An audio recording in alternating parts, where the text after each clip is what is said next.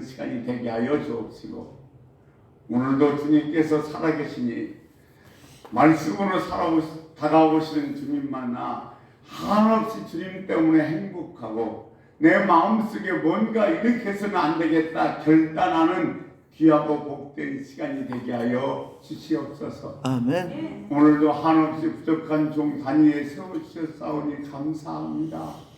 주님, 오직 주님의 마음으로 말씀을 전하고 오직 주님의 통로만 쓰임받기 원하오니 주여 사용하여 주시옵소서. 아멘. 감사하며 우리 주 예수 그리스도 이름으로 간절히 기도 올려옵나이다. 아멘. 아멘. 할렐루야. 반갑습니다. 환영합니다. 축복합니다. 한 주간도 다른 사람보다 훨씬 기쁘고 좋은 한 주간 되시기를 주의 이름으로 축복합니다. 아멘. 저희 교회에 있었던 김재길 목사와 송명사 강도사님이 여러분도 아시겠습니다만 자꾸 좀 놀러 잡으면 와달라고 100번씩 전화가 왔는데 여러 가지 이유 때문에 가지를 못했습니다. 그런데 지난 주일에 김재길 목사님이 있는 곳 그 집을 방문했습니다. 코로나가 한창 유행일 때에 몸에 좀 지병이 있으니까 이런 동네에 살지 않고 동네에서 떨어진 산 기술에 집안을 얻어서 거기서 단둘이 예배를 드리고 있는 것입니다. 가서 여러 가지 보쌈도 준비해놨고 많은 걸 준비해놔서 먹고 즐기고 있는데 갑자기 제 시선이 머무는 한 곳이 있었습니다. 산에서 있어서 그랬는지 밖에 이 곡돌이라든가 숨돌이라 하든가 이름은 잘 기억이 안 납니다만 개 한 마리를 기르고 있었습니다. 그런데 제가 그 개를 보고 있는데 깜짝 놀란 것은 지금 주인이 손님이 와서 안에서 도란도란 이야기하면서 담소를 나누고 있는데 이 개 한 마리가 땅에 엎드려져서 시선을 주인한테 한 번도 뜨지 않는 거예요. 옆에 트럭이 지나가고 사람이 지나가도 전혀 그런 것에 시선을 빼앗기지 않고 주인이 계신 쪽만 쳐다보고 있는데 그걸 보는 순간 제가 제 마음속에 나는 저 미물만도 못한 것 아니냐? 걔도 주인이 저 안에 있으니까 한시라도 시선을 떨어뜨리지 않고 바라보고 있는데 나는 과연 얼마나 주님에게 시선을 집중하며 살고 있는가를 살펴보는 시간이 되었어요. 그러고 있다가 이 김재일 목사가 그 복돌이라고 하는 그 개 앞에 가니까 개가 얼마나 좋아하는지. 전 사실 이 개나 고양이 동물 별로 안 좋아하거든요. 근데 그 모습을 보면서 저 이유 때문에 개를 기르겠구나 하는 생각이 들더라고요. 이리 둥글고 소리 둥글고 자빠지고 뒤집어지고 펄떡펄떡 서서 막 서로 핥고 얼마나 좋아하는지. 그 모습을 보고 있다가 제가 또 하나 뭘 느꼈냐면 정말로 우리가 주님 앞에 나와서 예배 하나 찬양을 드려 저렇게 기쁘고 즐겁고 한없이 그냥 행복한 마음으로 뛰어노는 것이 바로 주님을 기쁘게 해드리는 것이 아닌가 생각해 보았습니다. 지금 저와 여러분 주님 앞에 서 있습니다. 우리의 주인인 주님 앞에 서 있습니다. 여러분 정말로 기쁘고 즐겁고 한없이 감사한 마음으로 예배합시다. 아멘. 2010년 전에 중국에 들어가서 무려 1년 매출액을 1조 2천억을 올린 업체가 있습니다. 그 업체는 다름 아닌 이랜드라는 의류업체인데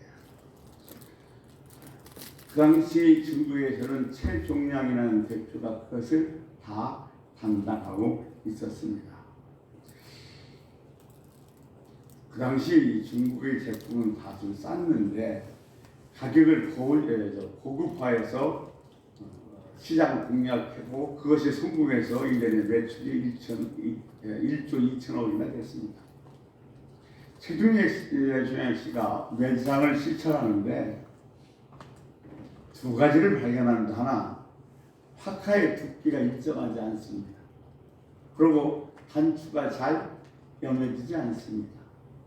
또 하나, 모직 코트는 재봉선이 일정하지 않습니다. 그러자 이 최준양 씨가 그 두 번을 거둬서 군사로 돌아옵니다. 군사로 돌아와서 강당에다가 200여 명의 모든 직원을 모아놓고 코트 한 벌을 밑에서부터 가위로 다 잘라내기 시작합니다. 그리고 한참 침묵을 했다가 이렇게 말을 시작합니다. 불량 제품은 생산 재료 라인의 문제가 아니라 회사 전체의 문제입니다. 아무리 잘 나가는 회사라 할지라도 한순간 고객에게 연연을 받으면 무너지기가 쉽다는 사실을 꼭 기억해야 합니다. 라고 말하면서 직원들에게 가위를 나눠주면서 1770벌의 코트와 패딩을 다 잘라내게 했습니다.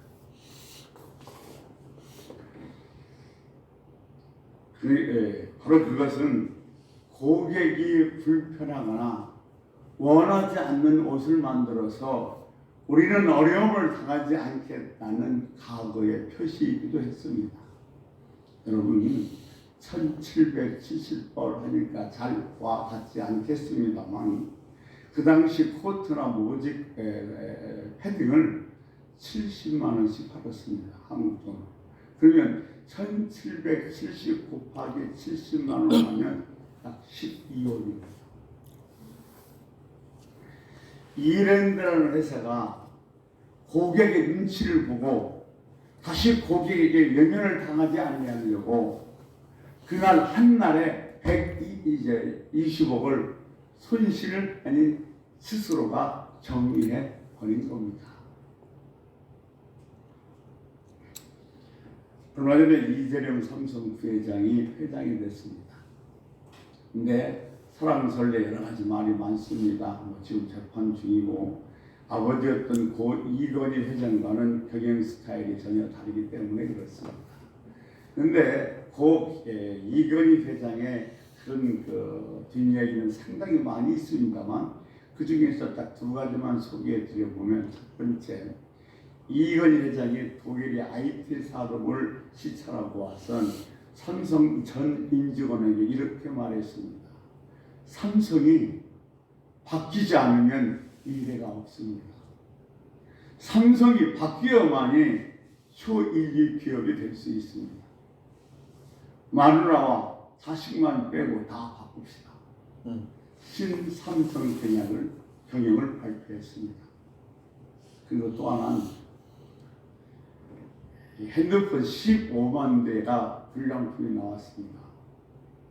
근데 이 핸드폰을 좀 고치거나 아니면 싸게 팔면 팔 수 있습니다. 특별히 눈에 띄는 고장은 아닙니다.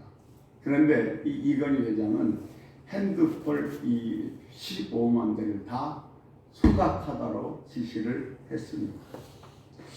우리가 15만 대 그러니까 별로 마음에 와닿지 않습니다만 15만 대는 얼마였냐면 약 750억이었습니다. 소비자들이 이 제품이 잘못된 제품, 불량 제품인 줄 알면 이 제품만 안 사는 것이 아니라 장차 삼성에서 나오는 모든 제품도 사지 않을 수 있기 때문에 그 영향을 당하지 않으려고 고객들의 그 시선을 의식해서 핸드폰 15만 대 750억을 그날 그 자리에서 정리해 버린 것입니다. 왜냐하면 이 삼성이라는 대기업도 눈치를 보고 있었어요. 누구 눈치? 소비자들의 눈치를 보고 있었던 겁니다. 여러분, 변화가 가장 심한 것이 백화점입니다. 백화점은 손님들이 와서 실증을 나거나 어떤 변화에 재빠르지 못하다는 인식을 짓다 싶어서 매일 이 마네킹에 입히는 옷도 바꾸고 색깔도 바뀌고 그 변화에 신경을 씁니다. 왜냐하면 손님들이 이 백화점 매장에 와서 지루하다는 느낌을 들면 손님의 수가 줄어들 수가 있기 때문에 그렇습니다. 그래서 늘 변화를 시작합니다. 정치인들은 누구를 의식합니까? 인심, 표심을 의식합니다. 인생을 살다 보면 누구나 다 눈치 보는 사람도 있습니다. 여러분은 지금 누구 눈치를 보면서 살아가고 계십니까?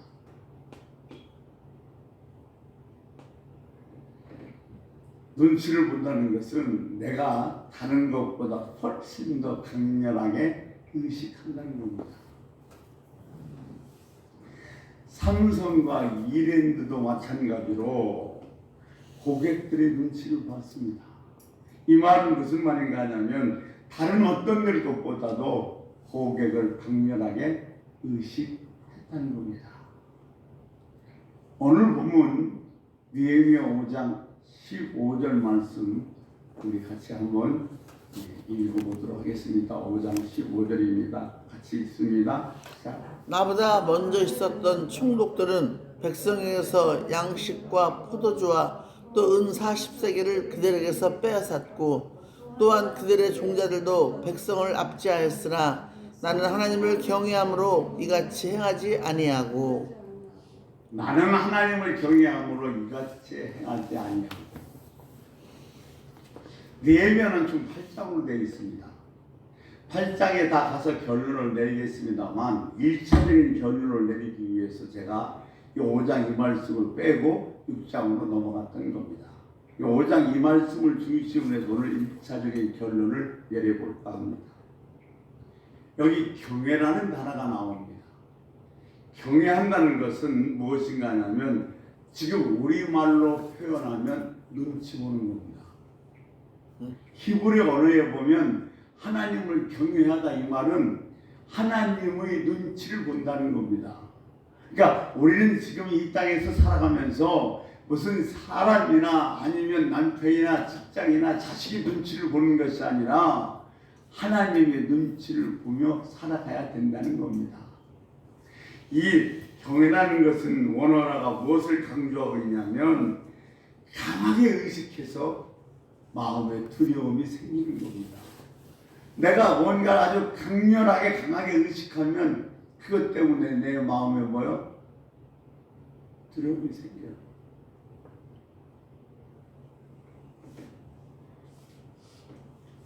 그러니까 우리가 누군가를 강하게 의식한다. 누군가를 내가 강렬하게 의식해서 내 마음에 두려움이 생겼다. 이 말을 무슨 말이냐면 우리가 좀 더 알아듣고 알아듣기 쉽게 얘기하면 경외라는 겁니다. 하나님을 경외한다는 것은 하나님의 눈치를 봐서 하나님을 강렬하게 의식해서 내 마음에 두려움이 있다는 겁니다. 눈치를 보는 것, 이것이 경외입니다. 목회하는 것이 더 재밌고 신난다는 어떤 목사님의 이야기입니다. 그 교회 다니는 집사님이 미국에서 있었던 일인데 사업이 어려워서 건물 하나를 처분해야만 했습니다. 근데 미국에서는 건물을 이게 팔려고 하면 건물의 이력서처럼 그 건물에서 어떤 일이 있었는지를 다 기록해야 한다는 겁니다. 그런데 이 건물에도 조그마한 사고는 있었습니다. 그래서 복덕방한테 가서 이 건물엔 언젠가 이런 사고가 있었다고 얘기하자 복덕방 주인이 그건 별거 아닌 사건이니까 괜히 그걸 기록했다가 건물이 팔리지 않을 수 있으니 기록하지 말자고 이야기를 했습니다. 이 집사님도 그 복덕방 사장의 말을 듣고 그것을 기록하지 않고 그냥 건물을 매물로 내놓았습니다. 왜냐하면 지금 이 집사님은 건물이 빨리 팔려야지 그렇지 않으면 상당히 사업에 어려움을 당하게 됩니다. 근데 그러고 왔더니 집사님 마음이 상당히 불편합니다. 건물을 빨리 팔기 위해서 사시는 분에게 별로 대단한 일도 아니라서 그냥 기록하지 않고 왔는데 집에 와서 영 괴로워서 견딜 수가 없는 거예요. 입맛이 없고 잠도 잘 안 오고. 왜 그런가 하냐면 하나님이 너무너무 의식해서 견딜 수가 없는 거예요. 사람의 눈은 잠깐 속일 수 있지만 불꽃 같은 눈동자로 나를 살펴보는 그 하나님을 의식하니까 내가 거짓말했구나, 내가 저 건물을 빨리 팔려고 정직하지 못했구나, 그것이 자기 가슴을 억눌러서 잠을 못 이루고 밥맛이 없게 만든 거예요. 그 얘기를 듣고 목사님이 기뻤던 이유는 뭐냐면, 야, 우리 교회도 하나님을 경외하는 사람이 있구나. 아멘. 내가 어떤 어려움과 어떤 손실과 어떤 그냥 아픔이 당할지 모르지만은 하나님의 시선이 너무 강력하게 의식해서 나는 이대로 거짓말한 채 내물을 내놓을 수 없다고 하는 그 집사님의 마음이, 하나님을 경외하는 그 마음 때문에 목사님은 한없이 기뻤다는 겁니다.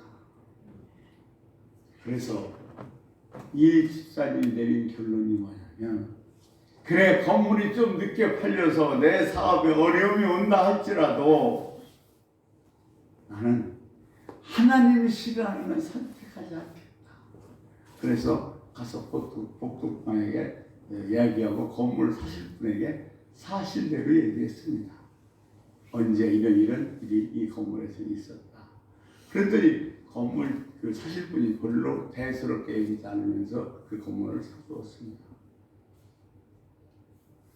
그러니까 이 목사님이 기쁘셨던 건 뭐냐면 하나님이 싫어하는 것, 내가 하나님을 싫어하는 것 하니까 그 하나님이 너무도 강렬하게 의식해서 하나님이 싫어하는 건 하지 않고 하나님이 원하는 걸 선택했던 그 집사님의 행위가 목사님은 한없이 기뻤던 겁니다. 여러분, 사실 우리는 얼만큼 강렬하게 하나님을 의식하고 살고 있습니까? 내가 좀 잘못한 것 때문에 하나님이 너무너무 의식이 돼서 하나님이 너무 강렬하게 의식해서 밥맛이 없고 잠을 못 이룰 정도로 하나님을 강렬하게 의식하며 살고 계십니까? 내가 하나님께 얼마나 많은 은혜를 받았는데 지금 당장의 어려움을 피하려고 하나님께서 기뻐하지 않는 것을 나는 선택하지 않다고, 하나님을 섭섭하게 해드릴 수 없다고 결정하고 정직하게 그 건물에 대해서 이야기를 하는 겁니다. 여러분, 서울 강남에는 좋은 학군이 많아서 많은 학부형들이 자기 자신을 강남에 있는 학교로 보내려고 합니다. 강남에 사는 집사님 한 분이 계신데, 여자 집사님인데 노원동에 자기 중고등학교 동창생이 살고 있습니다. 근데 어느 날 그 친구한테 전화가 왔습니다. 그 친구가 생각하기는 나와 친하고 더군다나 예수까지 믿으니까 내 부탁은 들어주겠지 하고 생각했습니다. 친구의 부탁이 뭐였냐면, 이번에 자기 아들이 고등학교를 가야 되는데 강남에 있는 고등학교를 보내고 싶다. 그러니까 너희 집 집으로 주소 좀 옮기게 해달라고 했다는 겁니다.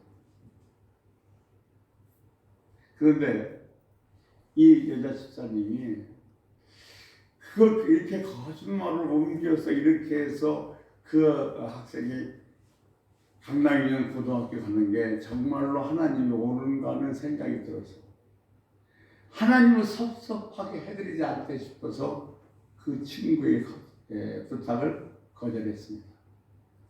당연히 친구와 사이는 나빠졌죠. 내가 상황이 좀 어렵다 할지라도, 인간관계가 좀 불편해진다 할지라도 나는 하나님의 시선을 강력하게 의식해서 하나님이 섭섭해하는 일을 하지 않겠다. 이것이 하나님을 경외하는 겁니다. 경외한다는 것은 다른 것이 아니라 우리의 삶의 현장에서 이건희 회장처럼 750억이라는 돈을 고객들의 눈치를 보면서 이것을 손해라고 생각하지 않고 정리해 나가는 그런 겁니다. 이런 용기가 있는 거예요. 여러분, 750 아무리 대기업이지만 작은 돈 아닙니다. 그런데 이 제품으로 말미암아 소비자들에게 멸시를 당할 수 없다, 외면당할 수 없다고 해서 담대하게 용기를 내서 정리하는 것, 이것이 경외예요. 내가 손해가 좀 있고 내가 좀 불편하고 관계가 나빠진다 할지라도 이것이 하나님이 원하시는 것이 아니라면 나는 선택하지 않겠다. 이것이 경외입니다. 여러분, 우리 삶 속에서 마찬가지입니다.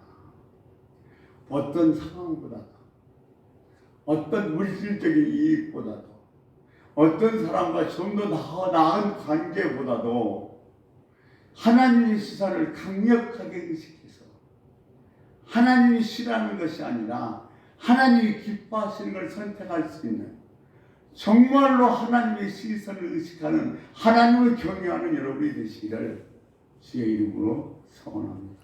아멘. 성경에는요, 하나님을 경외하는 자에게 복 준다고 말씀을 기록했는데 다른 어떤 곳에도 이렇게 많은 복을 기록한 것은 없습니다. 하나님을 경외하는 자에게 어떤 복을 주는 거 아냐면, 내가 내 길을 가르쳐 줄게, 내가 네 자식의 길을 지도할게, 너에게 한 약속을 지킬게, 죽음과 사망과 죄악에서 건져낼게, 너의 삶에 부족함이 없게 할게, 너에게 진정한 만족이 어떤 것일까를 알게 할게. 전부 다 하나님을 경외하는 자에게 기록해 놓은 복이에요. 재앙이 너에게 찾아오지 않게 할게. 하나님을 경외하는 자에게 주신다고 기록한 복인데, 그 어떤 것에 이처럼 많은 복을 기록해 놓은 것은 없습니다. 사랑하는 성도들, 하나님을 경외하는 자, 내가 좀 손해를 보고 내가 관계가 나빠져도 하나님을 기쁘게 하는 일을 선택하는, 하나님을 경외하는 자가 돼서 이 복을 소유하는 주인공이 되시기를 주의 이름으로 축원합니다. 아멘. 하나님이 왜 이렇게 놀라운 복을 주신다고 하셨냐면, 하나님 기쁘시기 그래요. 그러니까 내가 지금 하나님이 싫어하고 하나님이 원치 않는 것 택하지 않고 하나님을 기쁘게 하는 일을 선택하면 하나님이 한없이 기뻐하시기 때문에 우리들에게 이런 복을 약속하셨고 그 복을 주신다는 겁니다. 우리는 문제를 만나면, 어떤 상황이 딱 닥쳐오면 무엇부터 보냐면 문제부터 봅니다. 그 다음에 문제부터 봐요. 이 문제 어떻게 해결하지? 이 사람과 관계가 나빠졌는데 어떻게 회복하지? 이것도 생각해요. 근데 우리 한번 보디발의 이야기를 봅시다. 보디발의 아내가 늘 요셉을 유혹합니다. 어느 날 집에 아무도 없자 보디발의 아내가 뭐라고 얘기하냐면, 여기는 아무도 없다, 너와 나의 둘뿐이라고 얘기합니다. 근데 요셉이 의식하고 있는 것이 한 가지가 있었습니다. 요셉은 무엇을 의식하고 있냐면, 지금도 나를 불꽃 같은 눈동자로 지켜보고 계시는 여호와의 시인하는 것을 요셉은 의식했던 했다는 겁니다. 어떤 상황보다도 어떤 사건보다도 강력하게 하나님을 의식하는 것. 이거 하나님이 기뻐하십니다. 그러니까 내가 어떤 문제가 생기고 어떤 상황이 이렇게 발생하고 관계가 틀어졌다 할지라도 그걸 보는 것이 아니라 지금 불꽃 같은 눈동자로 나를 바라보고 계시는 하나님을 의식하는 거야. 이걸 또 다른 의미로 말씀드리면 제가 언제 말씀드렸습니다만 하나님 앞에서 사는 거예요. 아무도 없어요. 내 앞엔 지금. 그런데 나는 지금 누구 앞에 서 있다? 하나님 앞에 서 있어. 내 앞에 여러 가지 사건이 일어나고 있어요. 그런데 그것은 나만 보고 있는 것이 아니라 하나님이 그 상황을 지금도 뭐요? 보고 계시다. 이런 의식을 갖고 살아가는 사람이 바로 하나님을 경외하는 자라는 것입니다. 내 가슴 손해를 보고 내가 지금 조금 관계가 나빠져도 하나님 나와 함께하고 있다는 사실을 강력하게 의식하면서 살아가면 하나님은 뭐요? 나를 향해서 한없이 기뻐하신다는 겁니다. 그래서 줄 수 있는 복은 다 얻다 경외하는 자에다가 기억해놨어요. 경외다라는 단어가 히브리어로 야레인데 이 야레 속에다가 하나님이 줄 수 있는 모든 복을 다 기록해 놓으신 것입니다. 예면 어떤 상황보다도 어떤 그 사건보다도 어떤 사람보다도 더 강하게 하나님을 의식하고 백성들을 어떻게 하면 기쁘게 할까만 생각했지 어떻게 하면 사람의 비율을 맞출까는 생각하지 않았던 겁니다. 여러분 하나님 눈치 좀 보고 삽시다. 세상 사람들 눈치 보이라고 그냥 이러지 말고 진짜 우리가 눈치를 봐야 할 것은 하나님의 눈치입니다. 우리 하나님 눈치 좀 보고 삽시다. 아멘. 하나님의 의식하면서 하나님의 시선을 우리가 날마다 정말 의식하면서 살아가고 있지만 그런 우리들에게도 뭐냐면 갈등은 있습니다. 내가 정말 큰 소리로 노래하지도 못했고 내가 유창하게 기도를 하지도 못했어도 하나님의 나를 내가 하나님이 경외하는지를 어떻게 판단하시는가 하면 어떤 사건보다도 어떤 상황보다도 하나님을 더 강렬하게 의식하고 살고 있으면 네가 나를 뭐요? 경외하는 자라고 인식해 주신다는 겁니다. 사랑하는 성도 여러분, 정말 우리 삶에서 하나님을 강력하게 의식하고 살면 하나님께서 약속하신 모든 복을 다 받을 수 있는 은혜가 있길 축복합니다. 아멘. 오늘 본문 15절에 하나님을 경외함으로 이와 같이 아니했다고 했고 또 9절에 가보면 우리 하나님을 경외하는 가운데 그랬어요. 내가 하나님을 경외하기 때문에 이런 일을 하지 않았대요. 우리는 보통 경외 그러면 하나님과 우리 사이에 영적인 관계로만 생각하는데 그렇지 않습니다. 우리가 하나님을 경외하는 것이 어디로 연결되어 있냐면 우리들이 살아가는 삶 속에 사람에게 연결되어 있습니다. 자, 경외라는 것은 첫 번째 하나님의 눈치를 보는 거예요. 두 번째는 뭐냐면 우리들의 삶 속에서 하나님을 경외하는 것이 어떻게 나타나는가 하냐면 두 가지로 나타나는데 첫째는 우리의 삶의 현장에서 네헤미야가 이야기하는 경외라는 것은 유익의 방향을 선택하는 겁니다. 하나님을 경외한다는 것은 우리 삶에서 유익을 선택하는 방향을 결정하는 건데 무슨 얘기냐면 내 이익을 선택할 것인가 아니면 다른 사람의 이익을 선택할 것인가, 이 방향을 결정하는 것이 바로 우리의 삶 속에서 하나님을 경외하는 것이 드러난다는 거예요.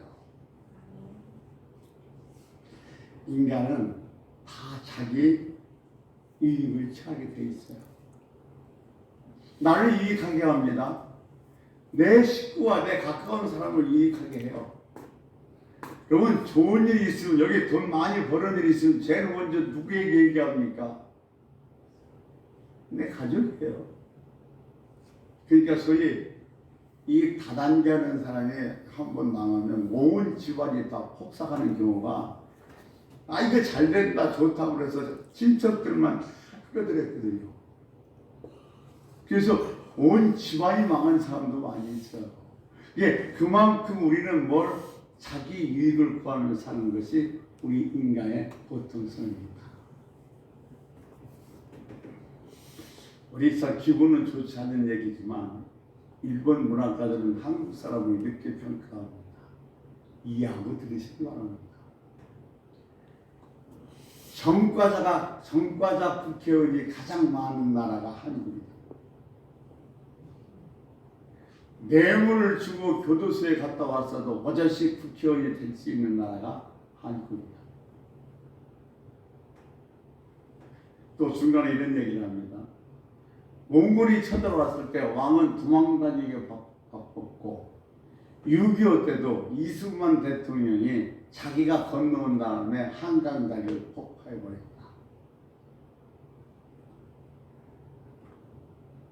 무슨 얘기예요? 자기밖에 모른다는 거예요. 대통령이 건너와서 다리를 폭파하는 바람에 피난민들이 얼마나 많이 죽었고 얼마나 많이 힘들었습니까? 나밖에 모른다는 거예요. 2018년도에 한국에서 평창 동계올림픽이 열렸습니다. 그죠? 그런데 평창 동계올림픽은 훨씬 전에 열릴 수가 있었습니다. 근데 왜 열릴 수 없는가 하냐면 국제 IOC 위원이 되면 그 나라에서는 올림픽을 개최할 수가 없습니다. 일본의 한 사람이 IC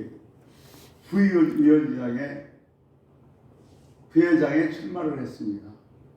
당선 가능성이 높았어요. 근데 그때 일본이 나가오에서 동계올림픽을 한다고 하자 자기 부회장의 그 출마를 포기해버렸어요.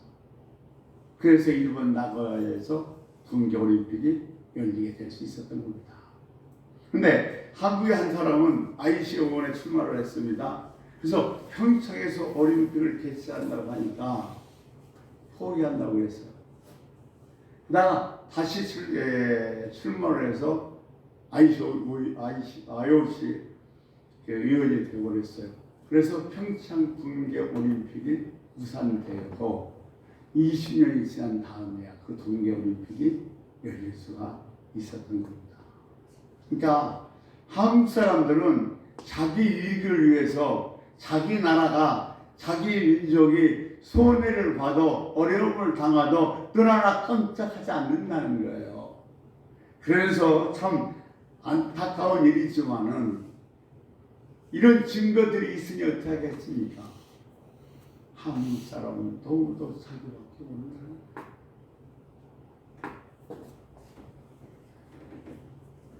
보세요. 부모와 자식이 참 잘 지내요.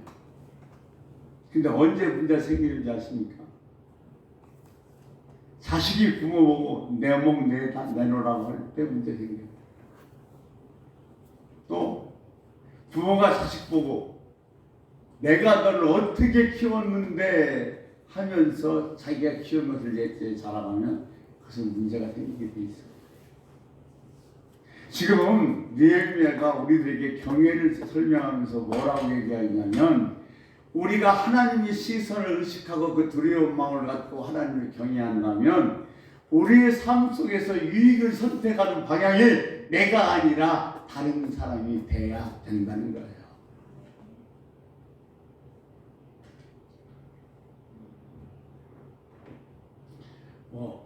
우리나라에도 민족과 나라를 위해서 사신 분들 상당히 많이 있습니다. 나의 이익만 구하지 않고 민족의 이익을 구한 사람도 많이 있어요.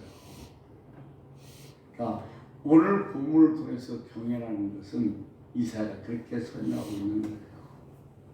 자, 뭐라고 말씀하고 있냐면 뒤에 5장 14절입니다.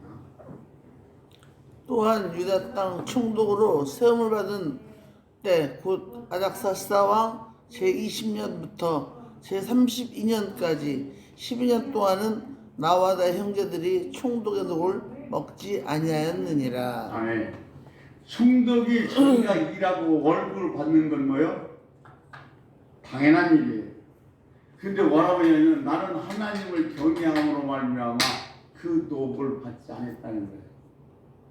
녹을 받지 않는 이유가 뭐냐 그랬더니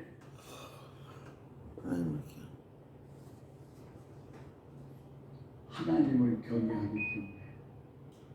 하나님 무슨 얘기냐면 내 유익을 취하지 않기 위해서 나는 총독의 녹을 받지 않았다는 거예요. 왜냐하면 백성들의 이 노역이 너무 심하고 너무 어려우니까 나는 백성들 때문에 백성을 위해서 이 총독의 녹을 받지 않겠다는 겁니다. 여러분, 우리 오늘 여기까지 하겠습니다. 제가 이것 때문에 고민을 많이 했어요. 축에서 그냥 1시간에 어떻게 끝내볼까?